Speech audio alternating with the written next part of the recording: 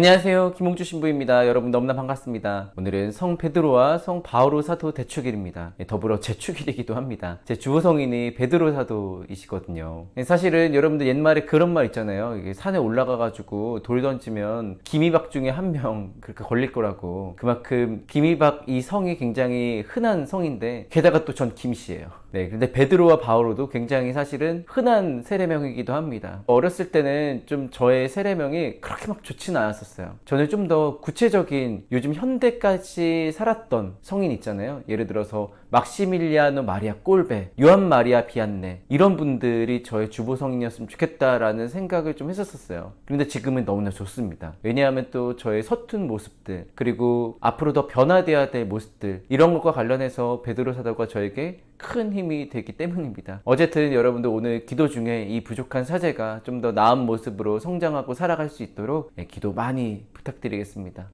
오늘 복음에서 보면 예수님께서 이제 베드로 사도에게 하늘나라의 열쇠를 주는 장면이 나옵니다. 우선 이 이야기를 나누는 그 배경이 되는 곳을 살펴봐야 됩니다. 바로 카이사리아 필리피라는 지역에서 예수님과 베드로가 대화를 나누고 있는 건데요. 사실 이제 이스라엘 성지순례 가면 반드시 꼭 가야 되는 지역 중에 한 곳입니다. 이 카이사리아 필리피는 예전엔 판네아스라고도 불렸던 지역입니다. 그런데 이곳이 굉장히 중요한 것은 이방신들을 모셨던 그런 지역이라고 해요. 그런데 여기에서 예수님께서는 베드로 사도에게 묻습니다. 너는 나를 누구라고 생각하느냐라고 말입니다. 그러자 베드로 사도는 뭐라고 얘기를 했죠? 스승님은 살아계신 하느님의 아드님 그리스도이십니다 라고 이야기를 합니다. 정말 가장 모범이 되는 신앙 고백이라고 할 수 있죠. 성모님께서 하셨던 보십시오 저는 주님의 종입니다. 그 고백과 더불어서 우리 신앙인이 할 수 있는 가장 모범적인 고백이라고 할 수 있죠. 누군가가 가톨릭 교회는 뭘 믿는 거야? 라고 물어보면 정답은 그겁니다. 우리는 예수를 그리스도로 믿는 종교입니다. 라고 말씀하시면 됩니다. 그 고백을 베드로 사도가 카이사리아 필리피, 사람들이 이방신들을 많이 모시던 그 지역에서 그렇게 고백하게 됩니다. 굉장히 의미가 있죠. 오늘날 굉장히 필요한 마음가짐이라고 볼 수 있습니다. 세상에 정말 신앙을 흔들어 놓는 여러 가지 유혹들이 많잖아요. 그쵸? 이 현대사회가 그렇습니다. 하지만 그럴수록 우리는 하느님께서 우리와 함께 계심을, 살아계심을, 그분만이 나를 살려주실 수 있음을 그렇게 고백할 수 있어야 합니다. 그래서 정말 신앙이 중요한 것이죠. 신앙은 응답이라고 제가 말씀드렸잖아요. 그렇죠? 하느님의 부르심에 그래서 우리는 잘 응답할 수 있어야 합니다. 참 우리들의 신앙을 유혹하는 것들이 많은 이 세상이지만 그래도